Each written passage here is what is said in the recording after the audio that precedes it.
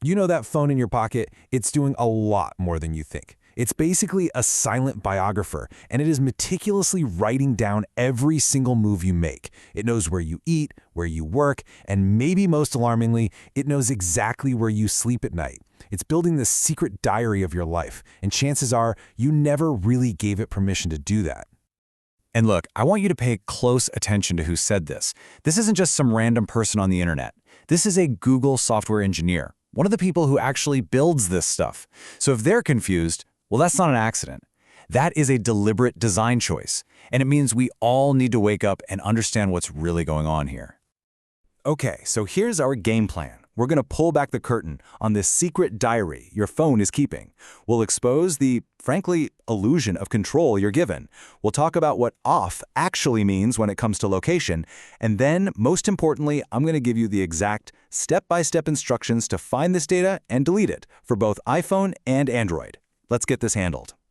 So whether you're Team iPhone or Team Android, it doesn't matter. Both of them have these features that quietly log the places you go to most often. They take all your raw GPS data, your coordinates, your timestamps, and they analyze it to figure out what they call your significant locations. And these aren't just dots on a map. They are the anchors of your life. We're talking about your home, your workplace, your kids' school. It's all in there. So on the Apple side of things, the feature is called Significant Locations. It basically just creates a list of places you go to a lot. Now, to their credit, Apple says this data is end-to-end encrypted right there on your device. Then there's Google. Their version is called Timeline, and it is way more detailed. It creates a literal map of your travels, logging where you are even when you're not using a Google app. And why do they do this? Well, they use that data to power things like personalized ads and recommendations. So you might be asking, why is this so hard to find? Why is it so buried? Well, because the settings that are supposed to give you control are intentionally confusing. This is not a bug, it is a feature. It's all designed to create this illusion of privacy while you keep sharing data. Let's break down exactly how they pull this off.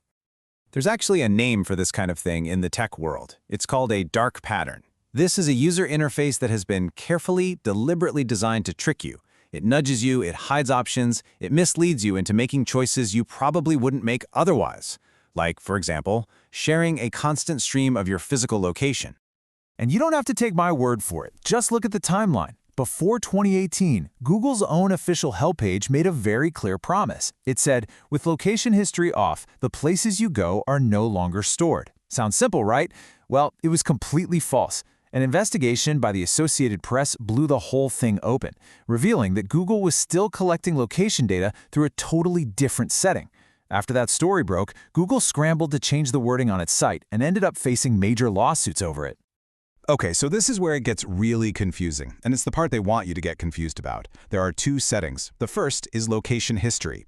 This is the one that creates that super detailed timeline map. It's turned off by default. But there's a second setting called Web and App Activity, and this one is turned on by default. It saves everything you do on Google sites and apps, and here's the kicker, that includes your location. So even if you never turned location history on, this other setting was logging your location every single time you searched for something on Google Maps.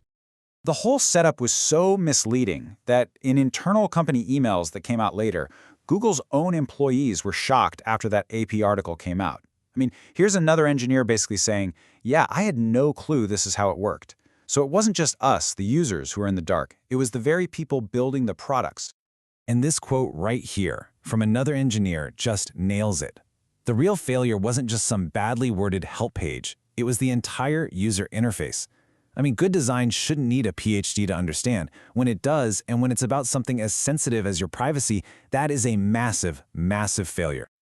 So this brings us to what is maybe the most unsettling part of this whole mess.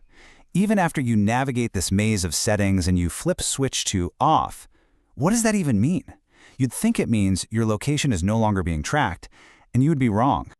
An expert report that came out of a lawsuit against Google gave us this perfect phrase.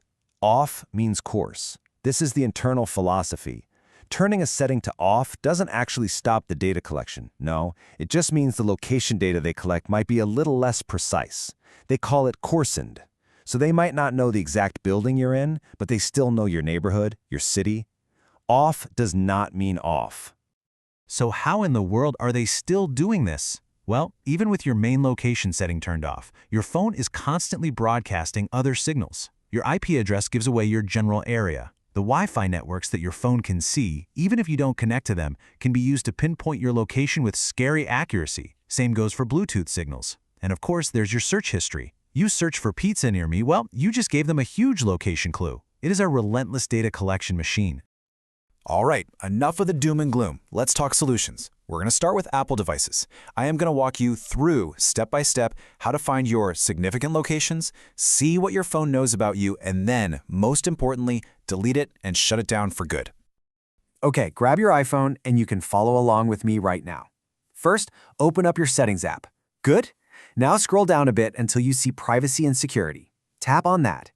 Right at the top of the next screen, you'll see Location Services. Tap it. Now, on this screen, scroll all the way down to the very bottom and tap on System Services. In this next menu, look for Significant Locations and tap on that. You'll probably need to use your Face ID or passcode to get in, and there it is, the secret list of all the places your phone has been logging. Take a second and just look at what it's recorded. When you're ready, you've got two very important buttons at the bottom. First, tap Clear History. Just wipe it all out. Second, and this is the most important part, toggle the switch for significant locations to off. That will stop it from collecting this stuff in the future. And hey, here's a little pro tip for you. If you go back to that Location Services menu, you can tap on any individual app and you'll see a toggle for precise location. Think about it. Does your weather app really need to know the exact building you're in? No way. Turn that off for any app that doesn't absolutely need it. It's a great way to claw back some privacy without breaking the app. Okay, Android users, it is your turn. We're diving into your Google account settings now. And just so you know, these settings apply even if you use Google Maps or search on an iPhone. Now listen, this is a bit more complicated because, like we talked about, there are two different settings we need to shut down. All right, first up is the big one, Location History. The easiest way to get there is to just open an app like Google Maps, tap your little profile picture in the corner, and then go to Manage Your Google Account. From there, you're looking for the Data and Privacy tab. Once you're in Data and Privacy, find the box that says History Settings and tap on Location History. You should see a big button that says Turn Off. Click that, and it'll ask you to confirm you want to pause the collection. This is also where you can get to your timeline to see and delete all your past activity. And I highly, highly recommend you set up Auto Delete. You can tell Google to automatically get rid of any data older than 3 months. Set it and forget it. But listen, we're not done, not even close.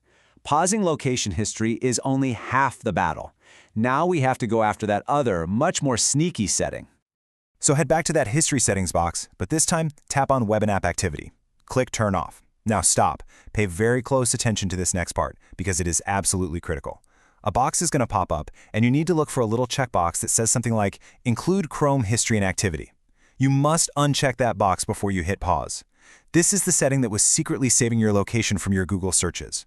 This is the loophole. This is the one everybody misses. So, you did it. You cleared out those hidden maps, you paused the sneaky settings. But I gotta be straight with you. Digital privacy isn't a one-and-done kind of thing. You can't just set it and forget it. These companies are tricky. The settings can get turned back on by prompts and other apps or after a big software update. You've got to stay vigilant. Look, today we took a huge step. We tackled the biggest offenders, the built-in tracking from Apple and Google themselves. But I want you to remember that every single app you give location permission to is a potential tracker. You've just taken back control of your phone's secret diary, which is a massive win. But the question I want to leave you with is this: who else are you sharing your location with? Your work isn't over, but you just took back a huge piece of your private life.